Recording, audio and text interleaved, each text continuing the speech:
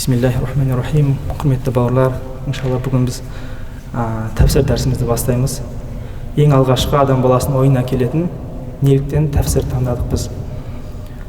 Баршамыз білеміз, Құран кәрімде Аллах тағала «Қад афлахал муъминун аллазина хум фи салатихим хашиун» дейді. Расында мүміндер құтылды. Неден құтылды? Қияметтегі Аллах тағаланың азабынан құтылды. Қияметтегі тозақ отынан құтылды дейді. Сол аяттың жалғасында не дейді? Аллазина хум фи салатихим хашиун. Жалпы мүміндерді келтірді бірінші. Баршамызды айтты. Аллах тағала иман келтірген бүткілін айтты. Кейін арасынан теріп алды. Кімдер теріп алды? Хум фи салатихим хашиун. Олар намаздарын хушуъпен, ықыласпен оқушылар деді. Енді осы жерде ғалымдар адам баласының намазды қалай ықыласпен оқиды? Оған не себеп және оған не кедергі ықыласпен оқуына? Осыған әртүрлі өздерінің іліміне сай тәжірибелермен бөліседі. Не болмаса хадисте келген табиғиндердің сөздерімен түсіндіріп айтады біздерге себептерін. Дәріске қатысқан адамдар, тыңдаған адамдар өзінің оқып жатқан сүрелер мағынасын білсін деген ниетпен иншалла тәфсір сабағын бастаймыз. Сол үшін әдейімен Фатиха сүресін тәфсірін өтемін бірінші, одан кейін барып бірден біз насқа түсеміз. Бақара сүресінен бастамаймыз рет бойынша. Өйткені көпшілік жамағат Бақара сүресін білмейді. Ол көпшілік жамағаттың білетін Нас сүресін, Нас, Фалақ, Ихлас осылайша төменгі жақтан көтеріп кете береміз Алла қаласа. Не үшін Софуат тафасир кітабын таңдадық? Софуат тафасир бұл біріншіден Шейх Мұхаммед Али Сабуни деген осы 2021 жылы қайтыс болған біздің заманымыздағы үлкен ғалымдардың бірі. Осы кісі өзінің осы кітапқа кіріспесінде айтады. Қазір білесіздер, ол Құран кітаптың төңірегінде жазылған тәпсірлердің саны өте көп. 1000-ға жететін тәпсір кітаптары бар, жалпы бәрін есептегенде. Айтады, мұсылман адамның соңғы уақыттағы несі? Уақыттың берекесі кетті. Азанға жұмысқа барады, кешке отбасына келеді. Көп кітап оқуға уақыты қалмады, уақыттың берекеті жоқ дейді. Сол сияқтан көптеген мыңдаған кітаптарды ашып оқып жүруге уақыты жетпейді. Сол үшін мен сол кітаптардың барлығын жинап, ішінен теріп Аллах тағаланың бағана аяттарын меңзеген кейбір тәпсіршілердің жинаған бағанағы ойлары, не болмаса өздерінің білімдерін осы кітапқа аз ғана етіп жинадым дейді. Оқу жеңіл болу үшін. Иншалла, бастайтын болсақ, біріншіден Аузу биллахи минаш шайтанир ражим. Осы Аллах тағаланың біздерге әмірінің мағынасына кіретін болсақ. Қазір сіздерге сұрақ қоятын болсам, сіздер баршаңыз Құран оқисыздар, дұрыс па? Не үшін Аузу биллахи минаш шайтанир ражимді оқимыз? Жауап бере алатын бар ма араңызда? Не үшін біз мысалы Аузу биллахи минаш шайтанир ражимді оқимыз? Құран оқыған кезде. Кедергі жасамау үшін дұрыс. Ол бұл мақсатымыз. Дұрыс, Құран солай басыңдар деген. Егер біз қолымызда Құранды ашып қарайтын болсақ, Фатихадан бастап Насқа шейін бір аят таба алмаймыз. Аузу биллахи минаш шайтанир ражим деген. Жоқ бұндай аят. Бірақ та біз басқа бір сүреде осыны меңзейтін аят табамыз. Нахл сүресінде Аллах тағала فَإِذَا قَرَأْتَ الْقُرْآنَ فَاسْتَعِذْ بِاللَّهِ مِنَ الشَّيْطَانِ الرَّجِيمِ. Егер де Құран оқитын болсаң, онда немесе оқығың келсе, онда қуылған шайтаннан өзіңе пана тіле дейді. Енді аузу мағынасын келетін болсақ, تفسير الاستعاذة المعنى أستجير بجناب الله وأعتصم به من شر الشيطان العاتي المتمرد. أعوذ дегеніміз ол Аллах тағаламен қуылған қаскүнем бүлік шайтаннан пана тілеймін дейді. أن يضرني في ديني أو دنياي. Не үшін пана тілеймін дейді? Менің дініме, не болмаса дүниеме зиян беріп қою үшін. Осы зиян беріп қоюынан Аллах тағаламен пана тілеймін дейді. Ау ясуддани ан фи'ли ма умирту бихи. Не болмаса біз бұйырылған амалдар бар ғой, намаз болсын, Құран болсын, зекет болсын, қажылық болсын, бүткіл істерде қандай да бір кедергі беріп біздерді қайтарып қоймау үшін дейді. Демек, шайтанның бұл жерде іс-әрекетін, шайтанның қаскүнемдігін көрсетіп жатыр. Басында Аллах тағала Адам алейхиссалам жаратқан кезде шайтанға айтты ғой іблиске, сәжде қыл деген кезінде, құрмет сәждесін қылмаймын деді. Сол кезден бастап қаскүнем болды ғой. Енді қияметке шейінгі амал не? Ол біздің әрбір амалымызға кіріп отыру.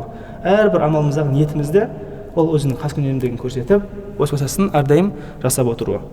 Яғни біз осы аузу биллахи минаш шайтанир ражим деген кезімде осыны сезуіміз керек. Аллах тағаламен қаскүнем шайтанның осындай уасвасасынан, менің қандай да бір істен, сауап істен қайтарып қоюынан жалғыз Аллах тағаланың өзімен пана тілеймін. Ва ахтами бил халиқи самиъил алим мин хамзихи ва ламзихи ва васависихи. Және де әрдайым естуші. Менің сыбырлағанымда тіпті жүрегімнің ішіндегі ойлар болады адам баласының. Сол ойды білуші Аллах тағаламен, білуші, естуші Аллах тағаламен не дейді? Шайтанның азғыруынан, келемеждеуінен және уасвасасынан пана тілеймін. Фа инна шайтана ла якуфуху анил инсани илля Аллаху раббул аламин. Өйткені адам баласын шайтаннан тек қана Аллах тағала ғана не істейді? Қорғай алады дейді. Басқа бір аятта шайтан олар сендерді көреді, сендер оларды көре алмайсыңдар дейді. Сол үшін біз көре алмаған себепті Аллах тағаладан не? Шайтанның уасвасасынан пана тілейміз. Бұл біріншіден. Екіншіден тәфсіршілер былай түсіндіреді. Қараңыздар. Пайғамбарымыз саллаллаху алейхи вассалам пайғамбар бола тұра шайтанның уасвасасынан пана тіледі ғой. Пайғамбарымызды Аллах тағала қорғап қойды ғой өзі, бірақ не үшін пана тіледі? Бүткіл күнәсін кешіріп қойды. Жәннатты не? Гарантия қылып қойды, жәннатқа кіресің деп. Не үшін пана тіледі? Біріншіден біздерге өнеге болу үшін әрине. Екіншіден Аллах тағаланың алдында өзінің әлсіз екенін мойындап.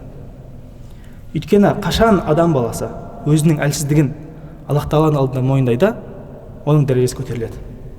Тіпті пайғамбарлардың өзі солай. Юсуф алейхиссаламның өзін зынданға лақтырып жатқан кезінде «Уама убарриу нафси», мен ешқандай нәпсімді ақтамаймын деді. Аллахым, мен жасағым келмеді, үйткім келмеді, мынандай себептер болды деп өзімді ақтамаймын деді. «Инна нафса ла аммарату бису». Адам баласының нәпсі ол әрдайым жамандыққа бастап отырушы. Осы нәпсімді, өзімнің әлсіз екенімді мойындаймын деді. Осылайша Аллах тағаланың алдында біздің дәрежеміз де, деңгейіміз де өсіп отырады. Мойындауымыз арқылы өзіміздің әлсіз екенімізді. Сосын пайғамбарымыз саллаллаху алейхи келеді. Ан наби саллаллаху алейхи вассалам аннаху иза қама минал лейли истафтаха салатаху бит-такбири thumma yaqulu а'удhu billahi сами'ил алим минаш шайтанир раджим мин хамзихи ва нафхихи ва нафсихи. Пайғамбарымыз саллаллаху алейхи вассалам түнде тахаджудке тұратын болса дейді, баршаңызға мәлім, біздің пайғамбарымыз саллаллаху алейхи вассаламның ақысына тахаджуд намазы ол парыз. Өйткені Құранда «Ва минал лейли фатахаджад бихи нафилатан лак». Түннің бір бөлігінде тұрып тахаджуд намазын, нафил намазын оқы деді. Біздердің ақымызға не тахаджуд намазы? Сүннет. Пайғамбарымыз саллаллаху алейхи вассаламға ол парыз. Пайғамбарымыз саллаллаху алейхи вассалам түнде тұрып тахаджуд намазын оқитын болып жатса, қалай бастайтын еді дейді? Аллаху акбар деп, аузу биллахи сами'ил алим минаш шайтанир раджим, қуылған шайтанның бағанағы уасвасасынан, оның бүлігінен естуші, білуші Аллах тағаламен пана тілеймін. Мин хамзихи деген бағанағы оның азғыруы, ва нафхихи дегенді ғалымдар былай түсіндіреді. Ва нафхихи адам баласының ішіне салатын шайтанның бір тәкаппарлығы. Сезесіздер ме? Кейде осындай жағдай болады. Мысалға, жолда кетіп баратасыздар, біреу жол бермей қояды. Бір танысыңызды көресіз, көңіл-күй болмай қалса, сізге дұрыс сәлем бермей қалса, өсіп қапты, кісі оқапты дейді. Іште бір өсіп келеді адам баласында, дұрыс па? Кейбір жақсы ойда бола алмаймыз бірінші. Ең бірінші болып не? Шайтан тәкаппарлық салады. Енді кісі оқапты ғой, өзгеріп қапты ғой деген сияқты. Осының барлығы не? Ол шайтанның уасвасасы бағанағы. Нафхихи деген пайғамбар саллаллаху алейхи вассалам шайтанның адамға салатын тәкаппарлығынан пана тілеймін деп жатыр. Сондай кезде біз осыны еске салуымыз керек. Адамға қандай да бір ішіндегі бір уасваса, ішкі бір тәкаппарлық келген кезінде бағанағы аузу биллахи минаш шайтанир раджим айтсақ, болды шайтанның уасвасасынан иншалла амандықта қаламыз. Ва нафсихи дегенде сол шайтанның азғыруының бір түрі. Енді жалпы осы аяттың біз тәфсірін оқыған кезде мынандай мәселелер пайда туындайды. Біріншісі, аузу биллахи минаш шайтанир раджим айту тек қана Құран оқыған кезде ғана ма? Өйткені Құранда фаиза қаратал Құрана фастаиз биллах деді. Егер сен Құран оқитын болсаң, онда аузу биллахи минаш шайтанир раджим айт деді. Тек қана Құран оқу ма, әлде басқа амалдарды бастаған кезде де айтсақ болады ма? Осыған тәфсіршілер былай келтіреді. Бұл аяттың алдыңғы аятты айтады. Аяттың егер біз соңын қарайтын болсақ, وَلَنَجْزِيَنَّهُمْ أَجْرَهُمْ بِأَحْسَنِ مَا كَانُوا يَعْمَلُونَ деп келеді. Сосын барып فَإِذَا قَرَأْتَ الْقُرْآنَ فَاسْتَعِذْ بِاللَّهِ. Біз олардың жасаған амалдарын көркем түрде ертең сауабын береміз деп келеді. Қараңыз, амал келді, кейін бірден Құран мен аузу биллахи минаш шайтанир раджим келді. Осының тәфсиршілердің андай қағида бар. Құран ол бір жамъун ва фарқун дейді. Сіз Фатихадан бастап Насқа шейін оқитын болсаңыз, Құранның қазақша мағынасын құдды бір әртүрлі аяттар секілді, бір-біріне ұйқасы жоқ. Мысалы, Юсуф алейхиссалам қиссасы келеді, Иса алейхиссалам қиссасы келеді, Мариям анамыздың қиссасы келеді. Қарап тұрсаңыз, әрқайсысы әр дәуірде өмір сүрген адамдар, бір-біріне түк қатысы жоқ. Негізінде оны шынымен де ғалымдар Құранға қарай отырып, зер сала отырып, өздерінің ілімімен арасындағы байланысты табады. Өздерінің іліміне, бағанағы хадиске сүйене отырып. Сонда бағанағы аузу биллахи минаш шайтанир раджимде былай айтады. Одан алдыңғы амал, одан аят амал жайлы келді ғой. Біз олардың жасаған амалдарын көркем түрде береміз деді ғой. Кейін барып аузу биллахи айтады. Демек, әрбір ісімізде, егер де біз аузу биллахи минаш шайтанир раджим деп айтатын болсақ, онда Алланың панасында, Алланың амандығында боламыз, және де осы Құранда келген сүннет амалды орындаған боламыз. Екінші мәселе. Сыртқы мағынасына қараған кезде аяттың. Шайтанның уасвасасынан тілеймін. Бағана тәфсірінде айтты ғой, мен қандай да бір жақсы сауапты істерімді қайтарып тастауынан, жасаудан тосып қоюынан деді ғой. Құдды бір шайтанның біздің амалымызға кіріп кете алатын сияқты. Негізінде оның шайтанның амалы, тәфсіршілер, тек қана ол уасваса ғана дейді. Адам бір амал жасаған кезінде оған еріншектік пайда қылады.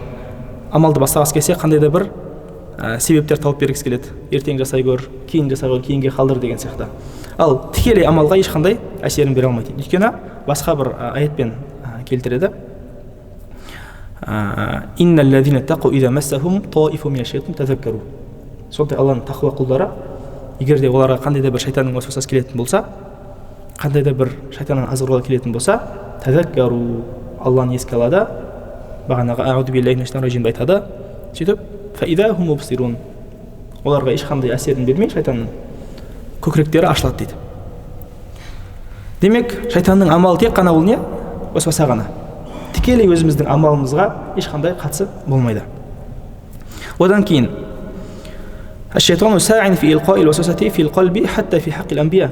Тіпті ол пайғамбарлардың да амалдарына араласқысы келген дейді, уасваса арқылы. Қараңыз, وَمَا أَرْسَلْنَا مِنْ قَبْلِكَ مِنْ رَسُولٍ وَلَا نَبِيٍّ إِلَّا إِذَا تَمَنَّى أَلْقَى الشَّيْطَانُ فِي أُمْنِيَّتِهِ. Сенен алдын қандай да бір пайғамбарды жіберген болсақ, қандай да бір елшіні жіберген болсақ, ол пайғамбар, ол елші бір істі жасағысы келсе, не дейді? أَلْقَى الشَّيْطَانُ فِي أُمْنِيَّتِهِ. Оның бағанағы ниетіне, оның бағанағы амалына шайтан араласқысы келді дейді. Демек, وَالِاسْتِعَاذَةُ بِاللَّهِ مَانِعَةٌ الشَّيْطَانِ مِنْ إِلْقَاءِ الْوَسْوَسَةِ. Демек, бағанағы аузу биллахи минаш шайтанир раджим шайтанның қандай да бір уасвасасын тікелей қайтарып жіберетін біздің бірден бір құралымыз екен. Үшінші мәселе, осы аятқа қарайтын болсақ, فَإِذَا قَرَأْتَ الْقُرْآنَ. Егер сен Құран оқитын болсаң деп Аллах Тағала пайғамбарымызға айтып жатыр. Жалпы Құранда андай мәселе бар, жалпы үкімдерде. Бір қандай да бір үкім, бұйрық пайғамбарға келсе, тек пайғамбардың өз орындаса жеткілікті ме, әлде бізге де ол жасауымыз міндет па? Сонда ғалымдарымыз жоқ, бұл тек қана пайғамбарға емес, баршамызға, бүткіл мұсылмандарға жасау міндет болған сүннет болған амал деп келтіреді. Бесінші мәселе,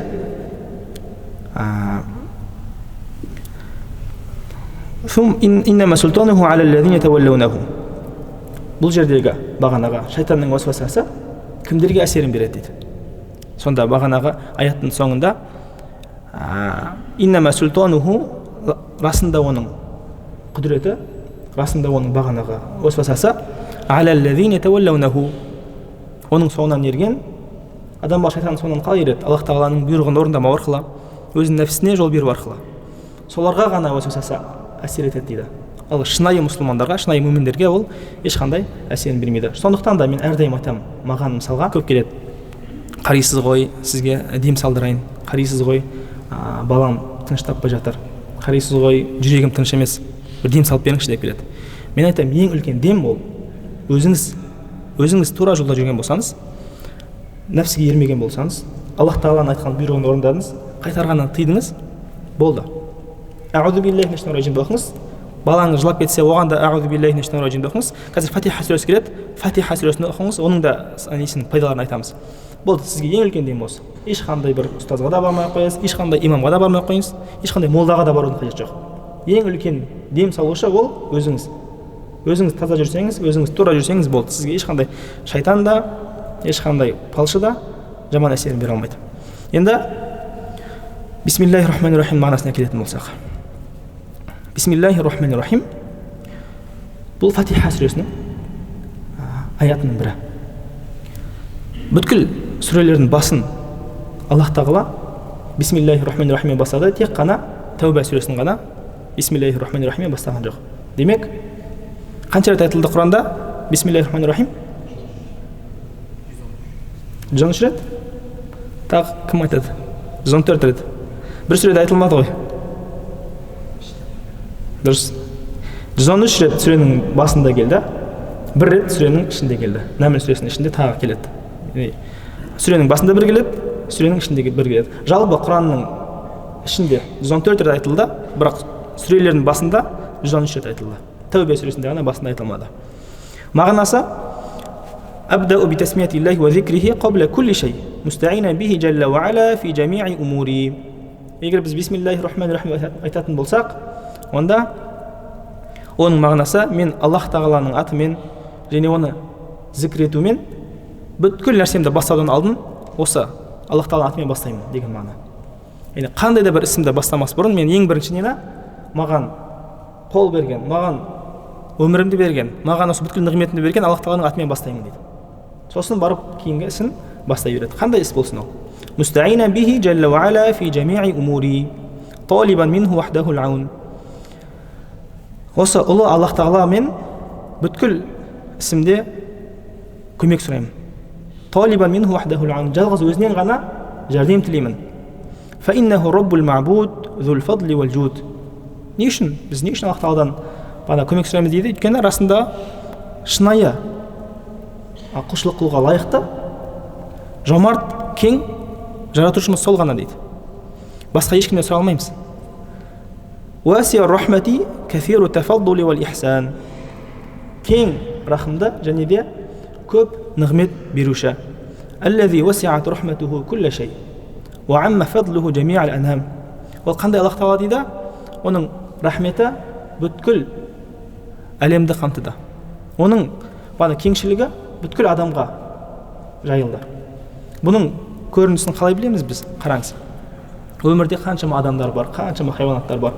Адамдардың арасында мұсылмандары бар, кәпірі бар. Баршасында не? Бұл дүниедегі дүнияуи ризықтарды бөліп беруде.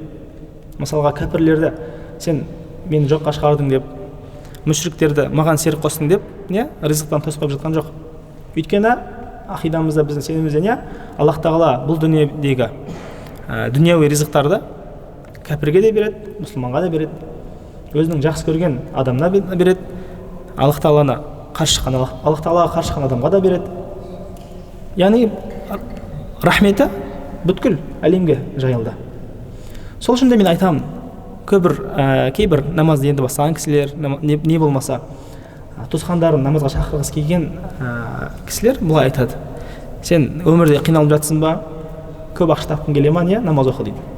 Бұл дұрыс пікір емес, бұл дұрыс шақыру емес намазға. Сіз туысқаныңызды сол уақытта эмоциясымен шақыруыңыз мүмкін.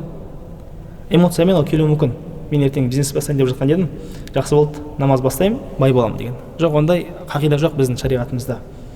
Аллах тағала қаласа береді дүниені, қаламаса бермейді. Тіпті бір хадисте былай келеді. Аллах тағаланың кейбір құлдарын тек қана байлық қана турлайды дейді. Егер ол адамда дүние болса, ол түзу адам болады. Намазын оқып жүреді. Одан дүниені тартып алса, ол не? Дүниедегі ең жаман адам болады дейді. Күнәһар адам болады дейді. Сол сияқты кейбір құлдары бар дейді, оны тек қана кедейлік қана тәрбиелейді дейді. Кедейлік қана тәрбиелейді. Егер ол адамға Аллах тағала байлық беретін болса, ол дүниедегі ең күнәһар адам болады дейді. Сол үшін де біз дүние сұрасақ та, не нәрсе сұрасақ та Аллах тағаладан не? Аллахым хайырлысын, маған хайырлы болғанын бере көр деп сұрауымыз керек. Не болмаса соны хайырлы ете көр деп сұрауымыз керек. Енді бұл не? Аллах тағаланың рахметіне қатысты. Дүниеви рахметі ол баршасына беріледі. Ал ақыреттегі оның нығметі, ақыреттегі оның сыйы, ол тек қана не? Сүйген құлдарына қарай береді. Енді Бисмиллахир-рахманир-рахим. Ифтатахаллаху бихадихи ал-аяти сурат-аль-фатихати ва кулла суратин мин суарил-Qur'ан, ма ада сурат ат-Тауба. Аллах Тағала осы Бисмиллахир-рахманир-рахиммен Фатихадан бастап бүткіл сүренің басын, тек қана Тауба сүренің басын бастамады дейді. Лиюршидал не үшін осылай бүткіл сүренің басын Бисмиллахир-рахманир-рахиммен айтып жатыр? Тіпті ғалымдардың арасында мындай талас бар. Бисмиллахир-рахманир-рахим тек қана Құранда келді ма, не болмаса Забур, Таурат, Инжил кітаптарында да келді ме?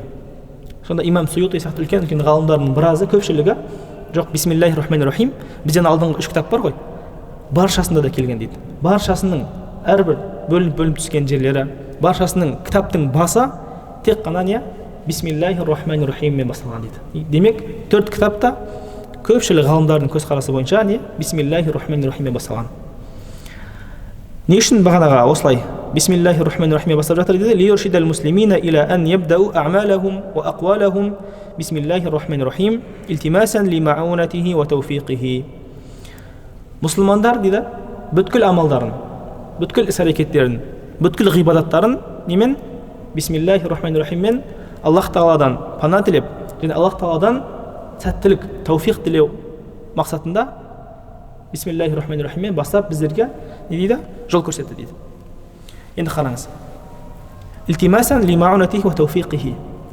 Аллах Тағаладан көмек және сәттілік тілеу мақсатында деп жатыр. Қараңыздар, біздерге тауфиқ өте маңызды. Аллах Тағаланың тауфиқы өте маңызды. Өйткені жай ғана білім ол жеткіліксіз. Қаншама адамдар отыр қазір. Сыртта әңгіме айтып отыр. Кофе қаналарда отыр. Не болмаса ойын қаналарда отыр. Ішінде бәрін айта алмаймыз біз. Олар білмеді. Бәрін айта алмаймыз, олар жамағаттың, осы намаздың сауабын, осы намаздың міндет екенін білмеді деп айта алмаймыз. Олардың арасында білетіндер көп, бізден білімділер болуы мүмкін тіпті. Бірақ Аллах Тағаланың тауфиғы, Аллах Тағаланың сәттілігі болмады оларда. Сол үшін оларда не? Күш жаратылмады оларға. Келіп осылай келе алмады сіздер сияқты. Демек, Аллах Тағаланың біріншіден көмегі болмаса, Аллах Тағаланың сәттілігі, тауфиғы болмаса, біздің өзіміздің күшімізден біз намазға, мешітке келген жоқпыз. Өзіміздің күшімізбен, ақылдылығымызбен келген жоқпыз. Бізден де ақылды, бізден де білімді адамдар жүр. Намаздың парыз екенін біледі, бірақ оқи алмайды. Оқиын десе ішінде бір нәрсе тыяды. Мысалы, кейде тахаджудқа тұрғымыз келеді. Мысалы, бейсенбі ораза ұстағымыз келеді. Бірақ не? Іштей бір күш жоқ бізде. Жасай алмаймыз, кейінге қалып қояды, дұрыс па? Дәл сол сияқты, олардың да намаз бастай алмауы, олардың да мешітке келе алмауы не? Аллах Тағаланың тауфиғының болмауы. Аллах Тағаланың өзінің іште бір күшті жаратпауы себепті болып жатыр. Демек біз мешітке келуімізге бір Аллах Тағалаға шүкір айтсақ, осы бізге тауфиқ берген үшін тағы бір не? Шүкір айтуымыз керек. Сонда бізге не? Аллах Тағалаға 2 шүкір айтуымыз керек болады. ومخالفة للوثنيين الذين يبدأون أعمالهم بأسماء آلهتهم أو طواغيتهم فيقولون بسم الله أو بسم العزى. Солсын, одан кейін мұсылмандардан басқа ғана пұтқа табынушылар бар ғой. Олардың әдеттері болған. Қандай да бір амалдарын бастаса, өздерінің пұттары бар ғой.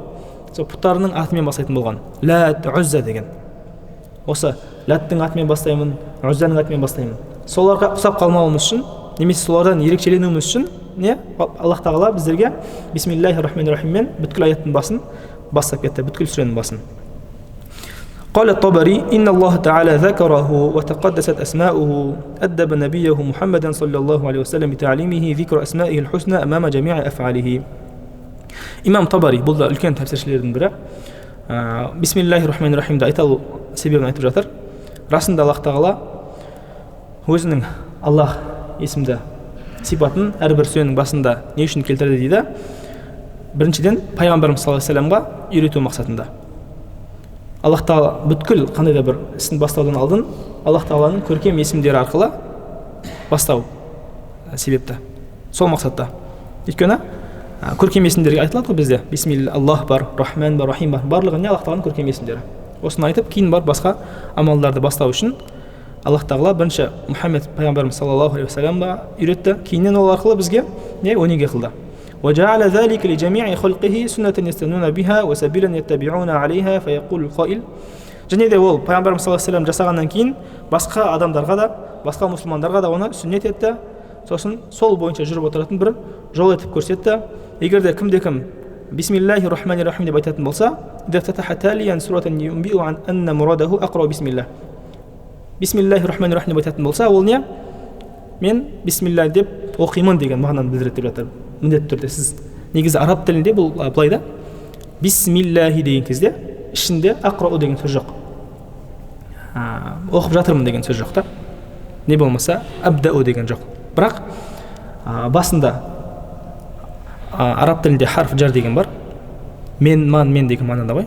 Сонымен басталған үшін Аллах тағаланың атымен ғалымдар не бір етістікті арасына қояды. Демек, егер сіз бисмиллахи деген болсаңыз, болды не? Аллах тағаланың атымен оқыдым. Не болмаса бір нәрсені жасаған болсаңыз, аяқ киім киген болсаңыз да тіпті, не? Аллах тағаланың атымен кидім.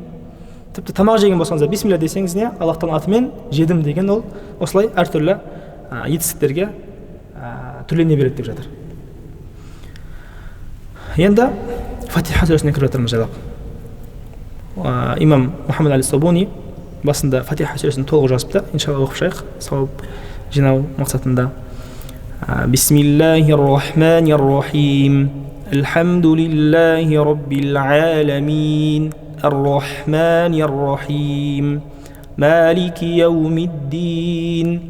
إياك نعبد وإياك نستعين اهدنا الصراط المستقيم صراط الذين أنعمت عليهم غير المغضوب عليهم ولا الضالين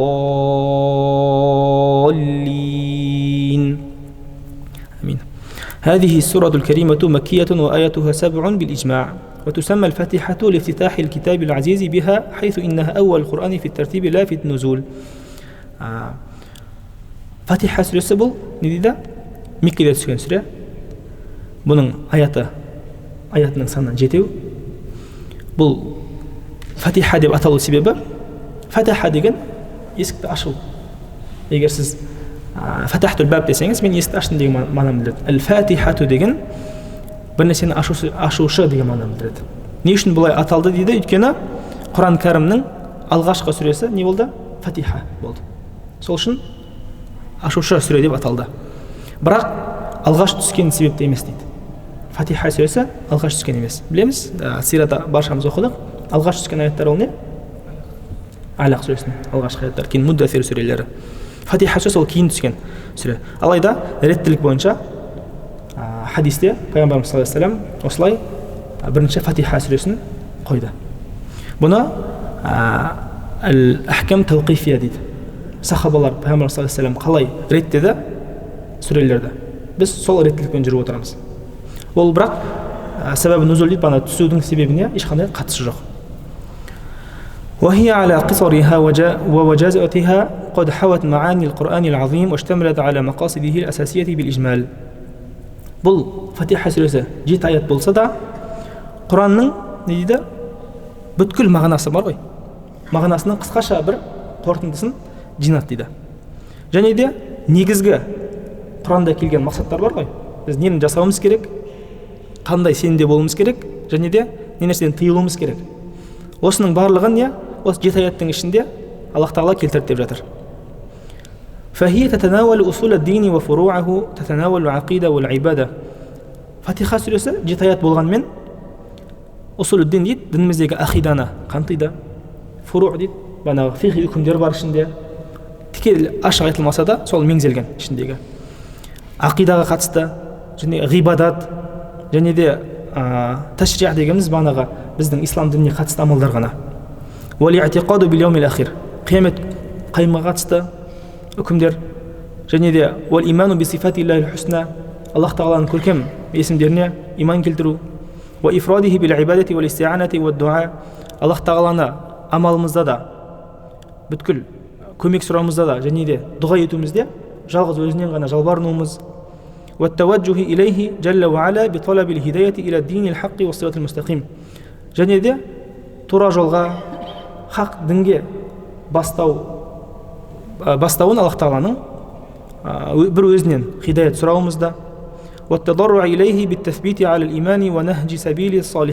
және де Аллах тағалаға жалбарынып, осы иманда біздің қадамымызды нық етуін, әрі салихалы адамдар бар ғой бізден алдыңғы өткен, солардың жолынан жүруімізді сұрауымыз Аллах тағаладан. Аллах тағаланың ашуына келген адамдар мен және адасқан адамдардың жолынан қайтаруын біз Аллах тағаладан сұрауымыз. Және де бізден алдыңғы өткен үмметтердің ішінде қиссаларын келтірген.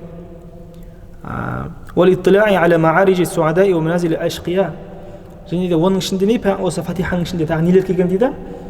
Бақытты адамдар мен бақытсыз адамдардың халі келген. Және де бұның ішінде Аллах тағаланың әмірін орындау мен оның қайтарғаннан қайту. Және де бұдан басқа көптеген мақсаттар, көптеген бұның ішіндегі ахдаф деген біздің міндеттеріміз, мақсаттарымыз. Және де فهي كالأم بالنسبة لبقية السور الكريمة ولهذا تسمى أم الكتاب لأنها جمعت مقاصده الأساسية. Сол ішінде Фатиха сүресінің екінші атауы бар, ол не? Құранның анасы. Қазір айттық қой, жоғарыда көптеген нәрселерді қамтыған ғой Фатиха сүресі. Сол ішінде не деп аталады дейді? Құранның анасы деп аталады. Құранның анасы деп аталу себебі Құрандағы бүткіл бағанағы 113 сүреде келген мақсаттар болсын, біздің міндеттеріміз болсын, құлшылықтарымыз болсын, және де қандай да бір қиссалар болсын, барлығы тікелей болмаса да жанама түрде осы Фатиха сүресінде меңзеліп айтылған дейді. Енді фадлуха, оның абзалдылығы қандай Фатиха сүресінің? روى الإمام أحمد في المسند أن أبي بن كعب قرأ على النبي صلى الله عليه وسلم القرآن فقال رسول الله صلى الله عليه وسلم والذي نفسي بيده ما أنزل في التوراة ولا في الإنجيل ولا في الزبور ولا في الفرقان مثلها. أبي بن كعب رضي الله عنه пайғамбарымыз саллаллаху алейхи вассаламға Құран тапсырады бір күні, Фатиха сүресін тапсырады. Сонда пайғамбарымыз саллаллаху алейхи вассалам «Уаллази нафси биядихи», менің жаным оның құзырында болған Аллах тағаламен ант етейін дейді. Осындай сүре, яғни Фатиха сүресі, яғни қасам шығыр ғой, валлахи деп. Тіпті Тауратта да, Инжилде де, Забурда да келмеді дейді. Фатиха сүресіне осындай бұның абзалдығы жайында ғой. 3 кітапта да келмеді. Бұл Құранда келтіріп жатыр. Хия саб'ул маthani вал Qur'анул азим аллази утитуhu. Құранда Аллах тағала «Валақад атайнака саб'ан минал маthani вал Qur'анул азим».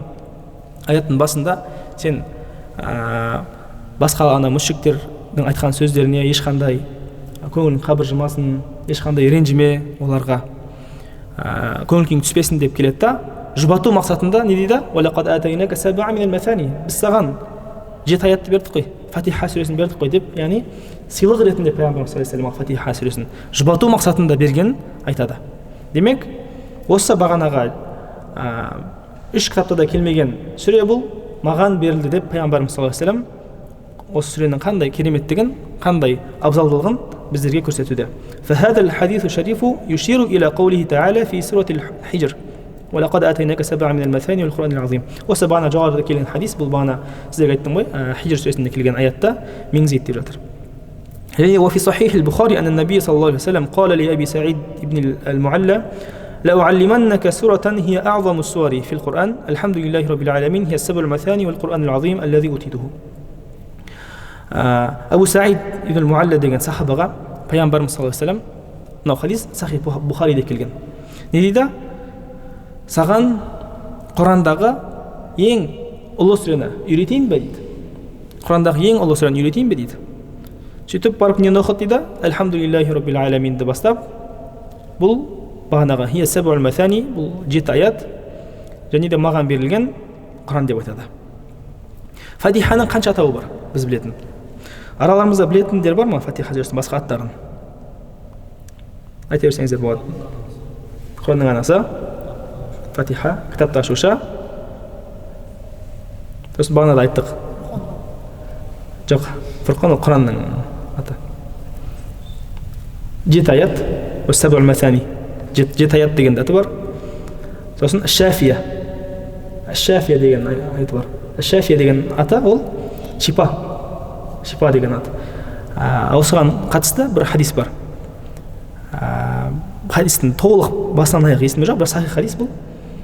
Сахабалар бір ауылдың маңынан өтеді. Бір ауылдың маңынан өткен кезінде ол ауылдың білімді ерлері қалмайды. Білімді ерлері соғысқа шыққан бола ма, нақты есінде болмай тұр қазір. Сол ауылдың бір әйелі келіп сахабаларға сұрайды: сендердің араларында хәл минкум рақин деп келеді. Сендердің араларында дем салатын адам бар ма деп. Сонда сахабалардың арасында біреу барады да Фатиха сүресін оқиды ол адамға. Ол адамда жылан шаққан болады. Жылан шаққан адамға бана сахаба барады да Фатиха сүресін оқиды. Сосын жазылып кетеді. Оны естіген сол ауылдың адамдары әлгі сахабаға 30 қой бергісі келеді сыйлыққа. Бана аурудан Фатиха сүресін оқып жазған үшін. Кейін оны естіген сахабалар не дейді? Сен қандай да бір бидғат жасап қойдың ғой деп уайымдайды да пайғамбарымыз саллаллаху алейхи вассаламға барады барлығы. Баршасы барып: "Я Расулаллах, мына сахаба осындай ауру адамға барып Фатиха сүресін оқыды" деп айтады. Сонда пайғамбарымыз саллаллаху алейхи вассалам: "Сен қайдан білдің?" деп сахабаға таң қалады. Сен қайдан білдің деп, демек бұл Фатиха сүресінің шипа екенін растайды пайғамбарымыз саллаллаху алейхи вассаламның өзін. Бұл аят, яғни дем салатын адамға шипа аяты қой деп келеді. Сол үшін бұның басқа аты не? Шафия. Бағана айттым, сіздер қандай да балдарыңыз егер жылай берсе, үйде жата алмай жатса, ұйықтай алмай жатса, жақсылап ниеттеніп, дәрет алып, аузу биллахи минаш шайтанир раджим оқып, сосын Фатиха сүресін оқып, өздеріңіз дем сала беріңіздер. Бағана сахабаның дем болғандай. Шафия деген аты бар екен. Сосын әл-уафия деген аты бар. Әл-уафия деген бағана бәрін қамтыған деген мағына. Әл-кафия деген жеткілікті деген мағынаны білдіреді. Әл-асас деген мағынасы бар екен. Асас аты ғой, Фатиха аттарын айтып отырмын, айтып қоймайсыздар. Асас деген негіз деген. Яғни Құранның негізі деген аты бар екен. Уәл-хамд. Сурат ал-хамд деп айтады кейде. Фатиханың әл-хамд деген мақтау. Аллах тағала мақтау болсын деп басталады, баса. Мақтау деген аты да бар екен. وقد عددها العلامة القرطبي وذكر أن لهذه السورة 12 اسما. Имам Qurtubi Фатихаға қатысты бүткіл хадистерді жинағанда, оның аттары, Фатиха сүресінің аты қаншаға жеткен дейді? 12-ге жеткен дейді. Демек Фатиха сүресінің 12 аты бар екен. Бізге жеткен. Әл-хамд. Енді екінші аятына келетін болсақ, Алхамдулиллахи Раббил аламин. Бүткіл әлемдердің Раббысына мақтау болсын. Әл-хамд дегеніміз ол الثناء بالجميل على جهة التعظيم والتبجيل مقرونا بالمحبة وهو نقيض الذم. الحمد деген арабтарда жалпы الحمد бар, المدح бар, الشكر бар. Үшеуі де мағыналары ұқсас, синоним сөздер. Бірақ жеке-жеке тоқталатын болсақ, айырмашылықтар бар. الحمد бұл ұлықтау мақсатында. Жақсылық жасаған адамды не? Мақтауымыз дейді. Жалпы тілдік мағынасы бұл. Демек, Құрандағы мағынасы біздерге жақсылық жасаған, біздерге нығметті берген Аллах тағаланы не? Ұлықтап мақтауымыз. Уахуа нақиду зам. Ол даттаудың антонимі дейді. Уаамму мия шүкір. Бағана шүкір дейді қой. Шүкір бар, хамд бар, мадх бар. Шүкір дегеніміз рахмет айту біреуге. Сол сияқты мадх бар. Ол мақтау. Осы хамд Құрандағы Фатихада келген әл-хамд бар ғой. Бұл баршасынан да кең мағынада. Әл-хамд бұл Құранда Фатихада келген мақтау. Бір адамға, мысалға, сізге жақсылық жасаса да, жасағаннан кейін, не болмаса жасаудан алдында айтуымыз. Шүкір болса, рахмет болса, тек қана не ол жақсылықтан кейін барып айтылатын. Мақтау, жақсы сөз. Және де хамд пен мадхтың айырмашылығы бар. Кешірсе кішкене миыларың ашып кеткенше араб тілі болғаннан кейін, сонда да бірақ айтып өтуді жөн көрдім. Хамд пен мадх, әл-хамд ба Фатихада келген әл-хамд бар ғой. Бұл мақтаулы сипат. Әл-мадх бұл даттаулы сипат. Әл-хамд, Фатихада келген әл-хамд бұл шынайы түрде жүректегі махаббат арқылы, мақрунан бил махаббат махаббатпен мақтауымыз. Әл мәдх болса кейде жағымпазданып болады. Яғни біреу шынайы түрде Аллах тағаланың нығметін сезіне отырып, Аллах тағаланың бізге берген хидаятын, тура жолын, мешітке келуімізді, осы жамағатпен сапа қосылуымызды, дәріске қатысуымызға бүткіліне күш қуат берген Аллах тағаланың бағанағы құдіретін, Аллах тағаланың бізге деген махаббатын сезіне отырып, Альхамдулиллахи Раббил алем деп айтуымыз. Әл мәдх болса, ол адамдардың арасындағы не дейді? Жағымпаздық. Осылай түсіндіріп жатыр. لأن الشكر يكون مقابل النعمة بخلاف الحمد. الله اسم علم للذات المقدسة لا يشارك فيه غيره. الله деген сөз Альхамду лиллахи. Аллах сөзі бұл ұлы болған жаратушының оған ешкім серік болмайтын сипат дейді. Яғни біз Аллах деген кезімізде тек қана жаратушы Раббымыз, соған қана қатысты есім, соған қана қатысты сипат. Аллах деген сипатқа басқа ешкім серік бола алмайды. قال القرطبي هذا الاسم الله أكبر أسمائه سبحانه وأجمعها. Имам Құртуби айтады, білеміз ғой, біздегі жеткен Аллах тағаланың 99 көркем есімі бар, хадисте келген. Осы көркем есімдердің ішіндегі ең ұлысы, ең үлкені ол имам Құртуби Аллах деген сипат деп жатыр. Ең сипаттардың ішінде ең ұлысы. وهو اسم للموجود الحق الجامع لصفات الإلهية. Бүткіл Аллах тағалаға тән болған, Аллах тағалаға бағанағы қатысты сипаттардың барын жинаған жаратушыға ғана, шынайы бар болған жаратушыға ғана аталатын сипат дейді. Қараңыз. Әл-мунфариду би-вуджудил хақиқи. Шынайы бар болған Аллах тағаланың сипаты дейді.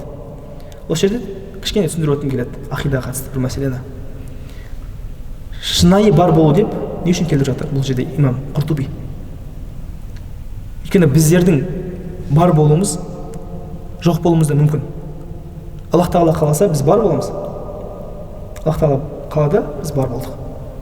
Егер қаламаса біз жоқ боламыз. Дәл қазір жанымызды алып қоя салады.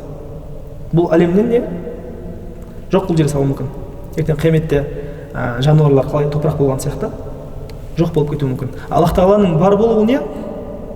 Міндет, уәжиб вуджуд. Өйткені қараңыз, қандай да бір заттың, столдың бар болуы, ол не?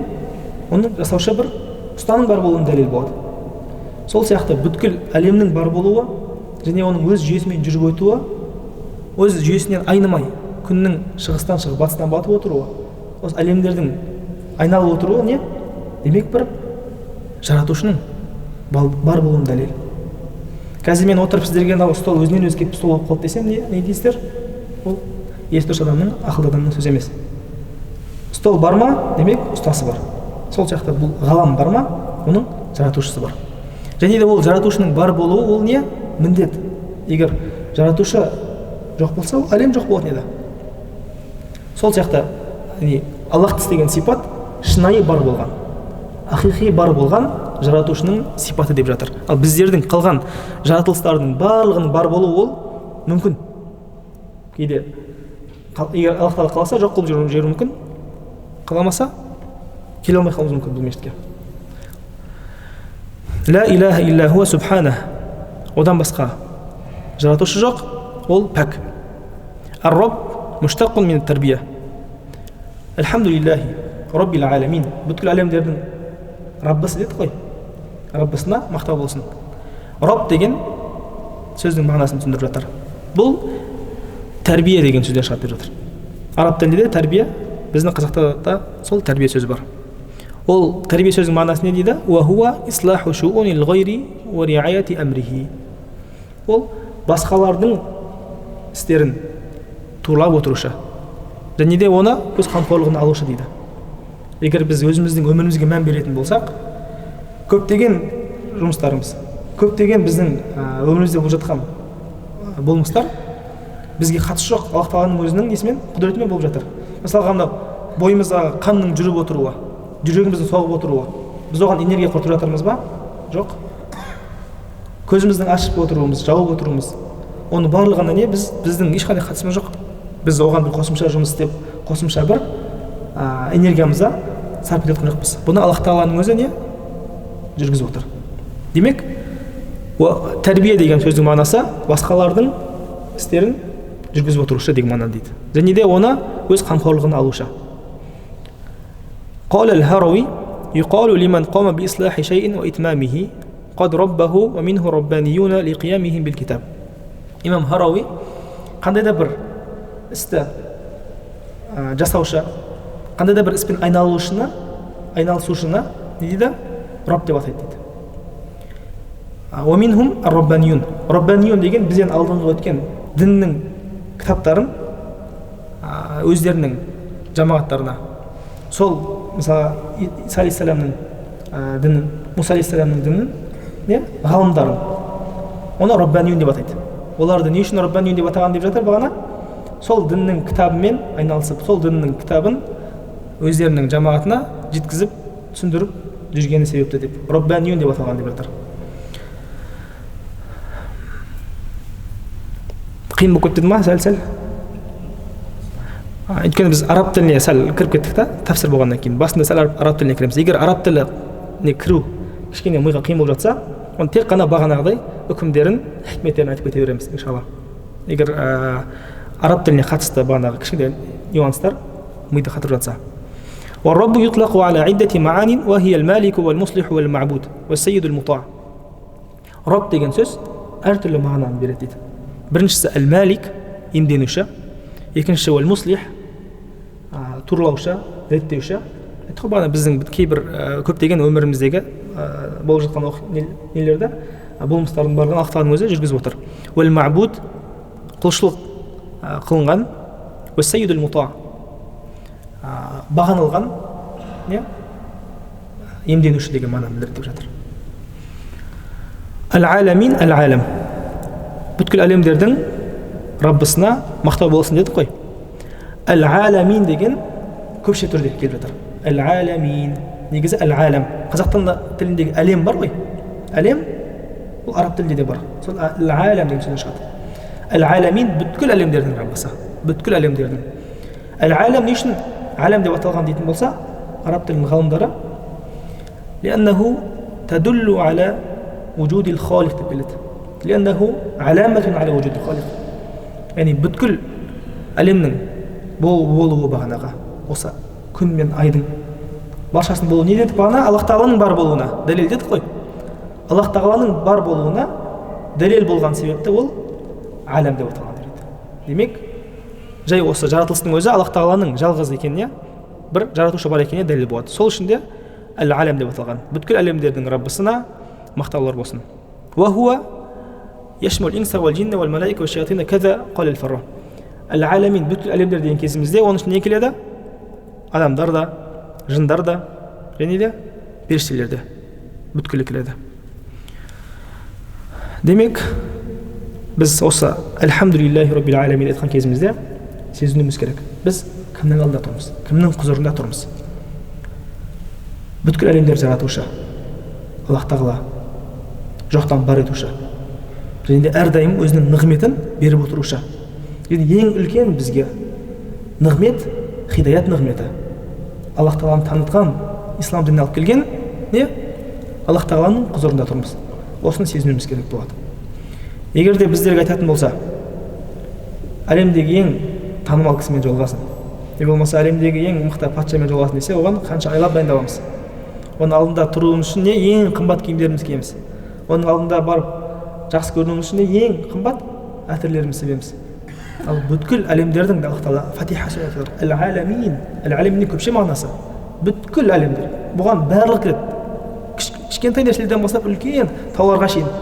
Бүткілінің патшасы Аллах Тағалаға мақтаулар болсын деген осы аятты оқыған кезде сезінуіміз керек. Сонда ғана бағанаға аллазина хум фи салатихим хушиун, намаздарын хушуъпен оқушы, ықыласпен оқушы мұсылмандардың өмірдерінің қатарына кіретін боламыз иншалла. Уақытымыз болып қалды екен. Келесі аптада ар-рахман-ар-рахим, рахмдулла мейірімді деген сипаттан бастап жалғастыратын боламыз.